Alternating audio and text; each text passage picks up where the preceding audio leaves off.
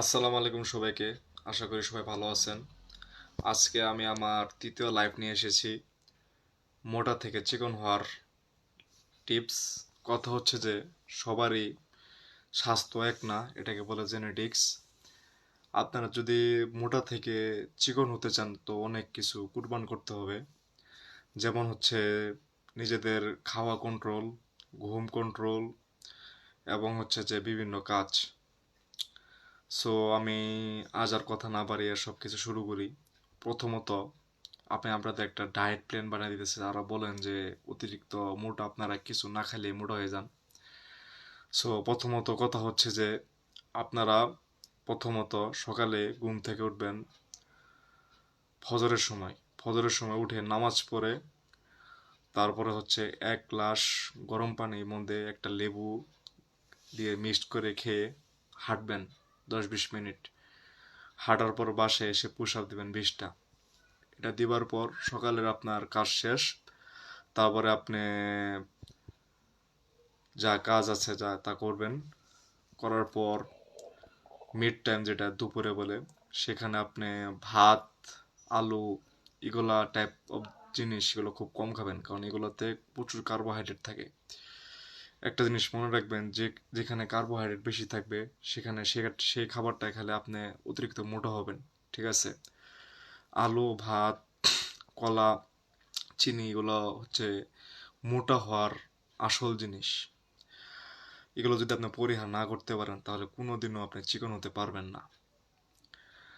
আর যদি আপনি বলেন যে অন্যদের ডায়েট নিয়ে আপনি ফলো করেন, একটা কথা বলি ভাইয়া, সবার কিন্তু স্বাস্থ্যের পরিমাণ যেটা আছে জিনগত অনুযায়ী সবারটা সবকিছু মেলে না। ঠিক আছে? আর কথা হচ্ছে যে দুপুরে আপনি খাবার পর ঘুমাবেন না, কারণ দুপুরে খাবার পর ঘুমালে ওইটা স্বাস্থ্যের জন্য আরো ক্ষতিকর। আপনি তারপরে বিকালে কফি, চিনি, বার্গার এগুলো পরিহার করতে হবে। জাঙ্ক ফুড তো খাওয়াই যাবে না। ঠিক আছে? এটার পরিবর্তে আপনি খাবেন 50 গ্রাম বুট। এটা খাওয়ার পর আপনি বিকালে ব্যাডমিন্টন অথবা ফুটবল খেলবেন। এখন এখন যেহেতু শীতের সিজন, এখন আপনি খেলতে পারেন ব্যাডমিন্টন। ঠিক আছে? আর ব্যাডমিন্টন খেলার পর আপনি বাসায় এসে রেস্ট নিয়ে আপনি আবার লেবু, গরম পানি, এই পানিটা পান করবেন।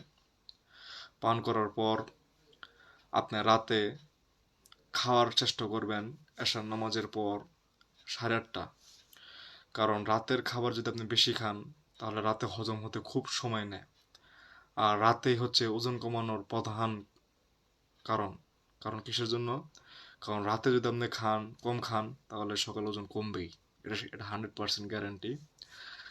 আর আপনি যদি কোক, পিৎজা, তারপরে হচ্ছে তারপরে ফুড পান্ডার বিভিন্ন ওষুধ বা যেগুলো যেগুলো খান না কেন, এগুলো যদি আপনি নিয়মিত খান তাহলে আপনার কোনোদিনও ওজন কমবে না, উল্টার ওজন বাড়বে।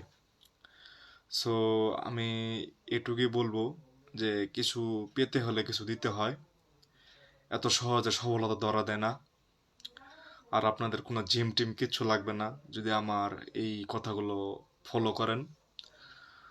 আর আপনাদের আরেকটা কথা বলে দিচ্ছি, যদি আপনাদের রাতে যদি কোনো সময় ঘুম ভেঙে ফেলে, যে খিদা লাগতেছে, ঘুম আসতেছে না, খিদা কেন, তখন আপনি একটা কাজ করতে পারেন, একটা শসা আর টক দই খেতে পারেন।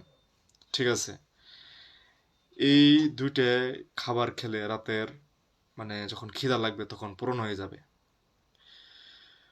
সো এটাই ছিল আজকে আমার তৃতীয় লাইভ, মোটা থেকে চিকন হওয়ার টিপস। যদি কোনো কিছু লাগে আমার কমেন্ট সেকশনে কমেন্ট করবেন অথবা ইনবক্স করবেন, আমি আপনাদের পাশে আছি।